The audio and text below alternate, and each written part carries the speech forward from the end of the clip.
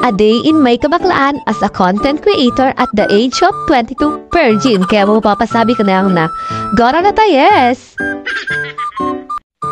Panibagong araw, panibagong hapon na naman ang gugugulin ko.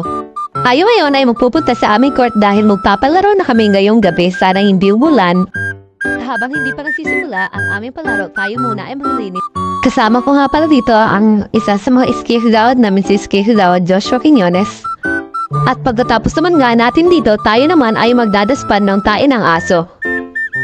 Katapos naman natin magdaspan ng tae ng aso, tayo naman ay nagwawalis ng mga tubig para mabilis patayo ang ating court. At sa mga oras na ito, dumating na ang isa sa mga iskihagawad ng aming barangay. Dahil pupunta kami ni iskihagawad sa iskihol para kunin ang mga gamit. Nahihiya pa nga siya dyan. So ito na nga, pinailawan na ng aming skate chairman ang aming court. Napakaganda, di ba? So sa mga oras na ito, nagsisimula na ang aming unang palaro. Kids Division, Puro 1 versus Puro 4.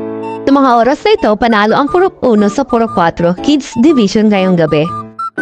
Sa part na nito, tapos na ang Kids Division at ang susunod na maglalaro ay ang Interbarangay Barangay Laniton versus Sitio Bactas.